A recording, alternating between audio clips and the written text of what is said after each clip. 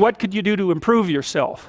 Well, let's step one step backwards. The first question might be, why should you even bother improving yourself? And I think the answer to that is something like, so you don't suffer any more stupidly than you have to.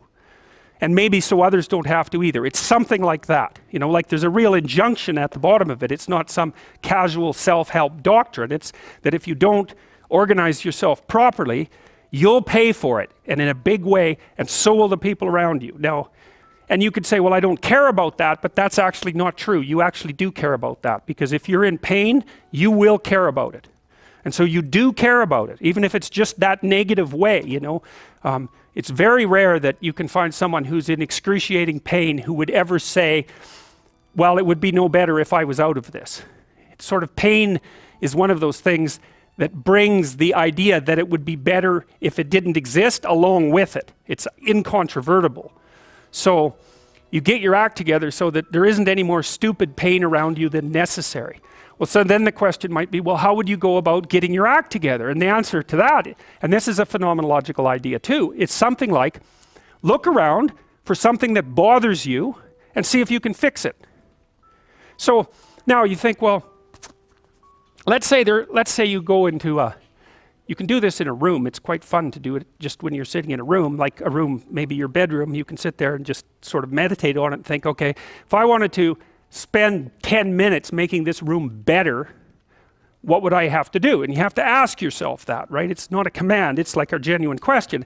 And things will pop out in the room that you like, there's a stack of papers over there that's kind of bugging you, and you know that maybe little order there would be a good thing, and there's some rubbish behind your computer monitor that you haven't attended to for like 6 months, and the room would be slightly better if it was a little less dusty and the cables weren't all tangled up the same way. And like if you allow yourself just to consider the expanse in which you exist at that moment, there'll be all sorts of things that'll pop out in it that you could just fix.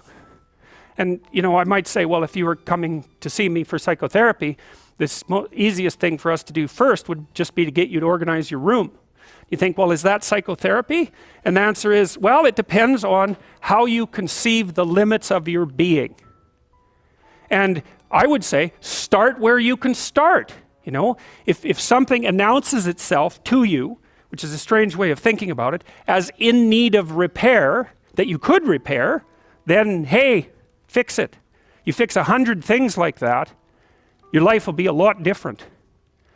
Now, I often tell people too, fix the things you repeat every day, because people tend to think of those as trivial, right?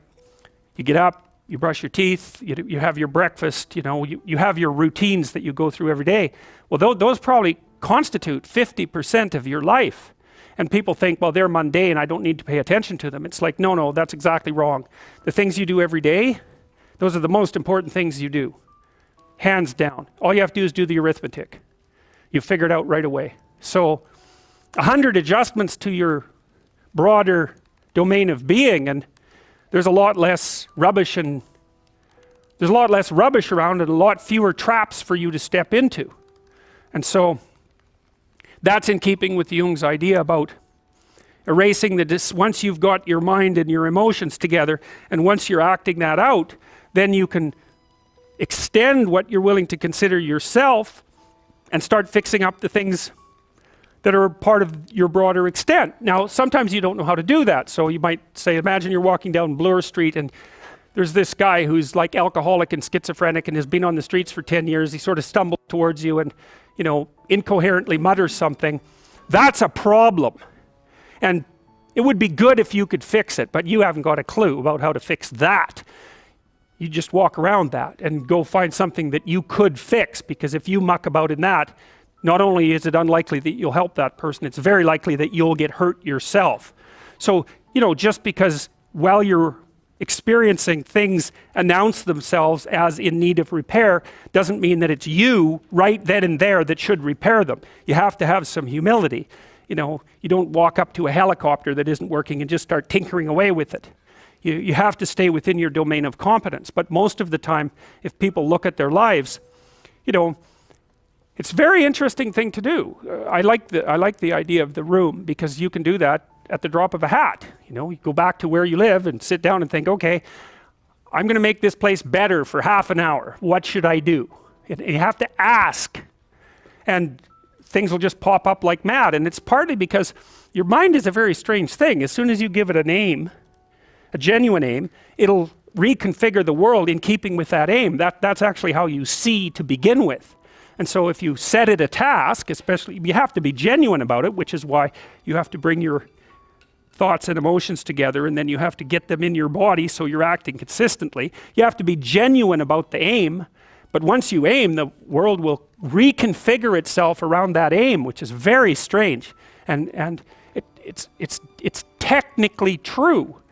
You know, the best example of that, you have all seen this video where you watch the basketballs being tossed back and forth between members of the white team versus the black team, and while you're doing that, a gorilla walks up into the middle of the video and you don't see it. It's like, you know, if you thought about that experiment for about 5 years, that would be about the right amount of time to spend thinking about it. Because what it shows you is that you see what you aim at. And that, man, if you can get one thing through your head as a consequence of even being in university, that would be a good one. You see what you aim at. And so because one inference you might draw from that is, be careful what you aim at, right? What you aim at determines the way the world manifests itself to you.